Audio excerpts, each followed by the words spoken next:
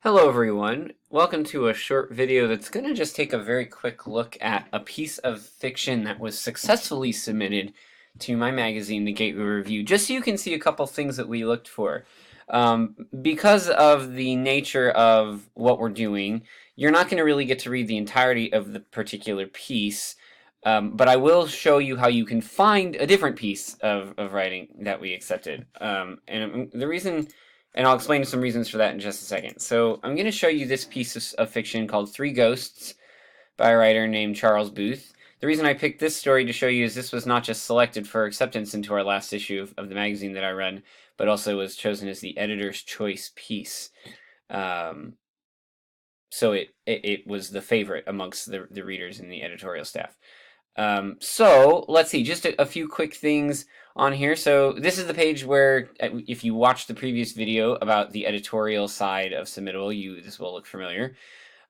So his cover letter is here, fairly simple. It's only one paragraph, so that's a little less structurally thoughtful than I write mine. But again, there's nothing in it that's unusual. He says, "Thank you for any consideration of my work," gives a bio of himself and where he lives. So that's all perfectly fine. So my magazine, we asked him to include the word count. He did, and then there's his story. So let's take a quick look. And he's within the length requirements. He obviously doesn't use quite standard formatting. So again, though, in my magazine's guidelines, we don't really say anything about that. So although your best bet is to do that, you shouldn't lose any sleep at night thinking, "Oh no, if I don't do this standard formatting, I'm never going to get taken seriously." So if you've submitted anything that's not in that format, that's not a big deal. The reality is he's got his name up here, he's got the title, and he mentioned the word count in the the page where we asked for it. So that's not a big deal. If he had done something wacky and crazy, that might have been a problem, But his work is in standard Times New Roman, makes it nice and easy to read. It's double spaced. Again, I'm not going to have you. I'm not going to. You can't. I can't kind of scroll through for you to just read the whole thing. But I will point out a couple of things. One thing is, if you do look at this first paragraph, and I'm going to kind of read slowly here so you can see that.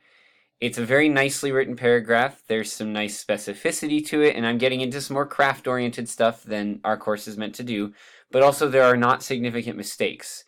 I don't notice anything in my initial read-through as I get started that's going to tell me, "Oh boy, I'm going to have to do a lot of editorial work on this." And as I keep going through, dialogue is tagged correctly.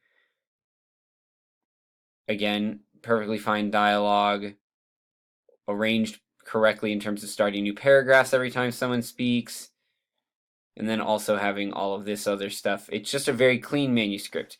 I also enjoyed the content of the manuscript. One thing I'll point out is right here, these three dots. What these are for is that indicates a scene break. There are a lot of different ways that writers will do this. I typically use one single asterisk. Others use a pound sign. Some use three dots. Those are really the only things you should be using.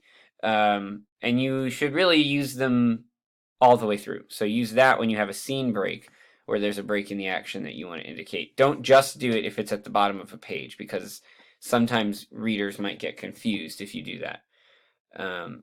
So a very, very clean manuscript. This is a story about a person who is haunted by the ghost of Baryshnikov.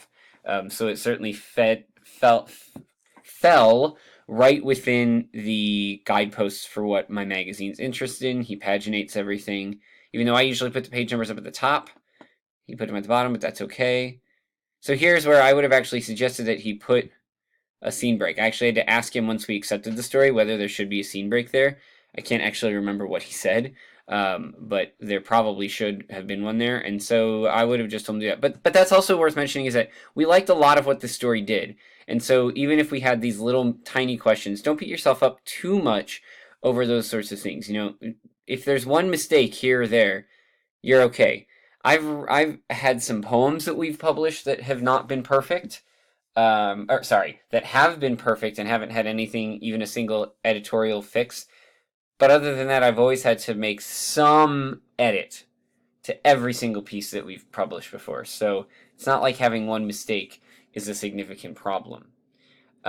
So even though I can't give you a copy of that story, and the reason that I can't is not because I don't want to, but because I don't have the rights to do that. I can't just share someone's work with you for free. But what I do have is this. This is the webpage for my magazine. If you go to it, gatewayreview.wordpress.com, and you click on our new featured fiction feature, there is a piece that we did accept.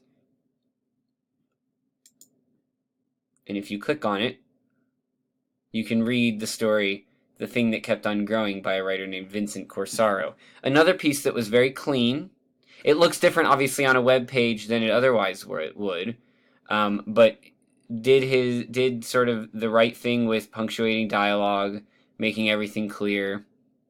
And I don't want to say too much about what the content that we liked was, because that's the part that there is no sort of guidepost for, is every magazine's going to be looking for something different. I don't know how many magazines Vincent Corsaro or Charles Booth submitted their stories to before they got accepted by ours. I don't know if they submitted it to any.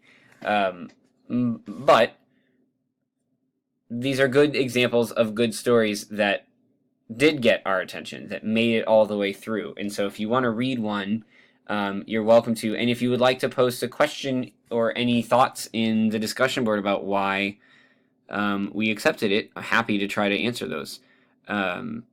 So that's a very short video. Maybe not the most useful, but hopefully just getting to see some of the thought process that went into accepting these stories. What I will tell you is what my students really liked about The Thing That Kept on Growing is, as you can see, the premise is proposed right in the very beginning, that there's this thing in this guy's yard that just keeps growing. My students really liked that. They thought it was lighthearted, funny, easy to follow. And in Charles Booth's story, they really appreciated the way that he wrote his story, just sort of the inventive language, the thoughtful attention to detail, the dialogue, all things that when you think about being a writer, what is it you want to get out of a piece of writing that you read? If you can answer that question, then you go try to do that in your own work. So I hope you found this helpful. Again, if you have any questions about this particular story, if you find it and read it, I'm happy to try to answer them.